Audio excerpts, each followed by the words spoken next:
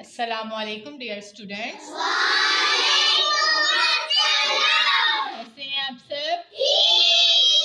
کیسا لگ رہا ہے آج آپ کو لائبریری میں آ کر؟ تو آج ہم لائبریری میں آئے ہیں، تو آج میں آپ کو ایک اسٹوری سناؤں گی، ٹھیک ہے؟ اسٹوری ہے وہ بندر اور مگرمچھ کی۔ ایک بہت بڑی جھیل میں ایک مگرمچھ رہتا تھا۔ اس جھیل کے کنارے پر ایک ناریل کا درخت تھا جس پر مزیدار ناریل لگتے تھے۔ اس درخت کے قریب کوئی دوسرا جانور نہیں رہتا تھا۔ ناریل پک کر زمین پر گر جاتے تھے جنہیں مگرمچھ مزے سے کھاتا تھا۔ یوں اسے بغیر محنت کیے بہت اچھی غذا مل رہی تھی۔ ایک دن ایک بندر گھومتا پھرتا ادھر آ نکلا۔ اس نے درخت پر اتنے ناریل دیکھے تو خوشی سے اس کی بانچیں کھل گئیں۔ وہ خوشی کے مارے چیخنے چلانے لگا۔ کبھی وہ درخت پر چڑھ کر شور مچاتا اور کبھی نیچے اتر کر اچھلتا۔ ناریل کھانے کے بعد اس نے فیصلہ کیا کہ وہ اب اسی درخت پر رہے گا۔ اب تمام پکے ناریل بندر کھا لیتا تھا، جس کی وجہ سے درخت سے پھل گرنا بند ہو گئے تھے۔ مگرمچھ کو بندر پر بہت غصہ آیا کیونکہ اب اسے کئی دن بھوکا رہنا پڑتا تھا۔ ایک دن مگرمچھ جھیل سے نکل کر رینگتا ہوا درخت کے قریب آیا۔ اس نے بندر سے کہا، پیارے بندر، تم بہت اچھے ہو۔ جب سے تم یہاں آئے ہو میں بہت خوش ہوں۔ میں روزانہ تمہاری شرارتیں دیکھتا اور خوش ہوتا رہتا ہوں۔ تمہارے شور کی وجہ سے جھیل پر رونق لگ گئی ہے۔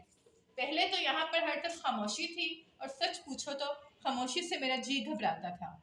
اس نے بندر کی خوب تعریف کی۔ اب دونوں میں دوستی ہو گئی۔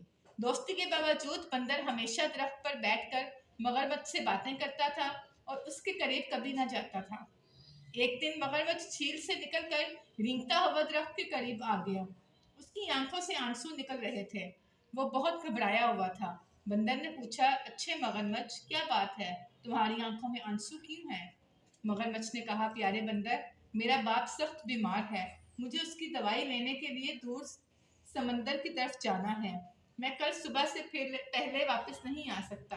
میرا باپ گھر میں اکیلا ہے، اس کی دیکھ بھال کرنے والا کوئی نہیں ہے۔ اگر تم میرے ساتھ چل کر صبح تک اس کی دیکھ بھال کر سکو تو یہ تمہارا مجھ پر احسان ہوگا۔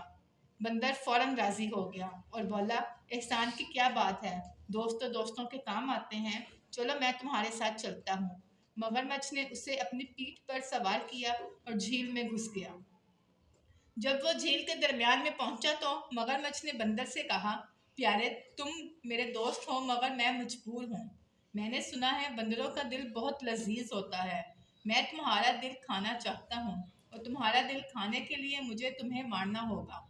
بندر بہت چالاک تھا۔ اسے فوراً احساس ہو گیا کہ مگرمچھ کی نیت خراب ہے اور وہ واقعی اسے کھا جائے گا۔ اس نے مگرمچھ سے کہا، اچھے مگرمچھ، تمہارے لیے جان حاضر ہے۔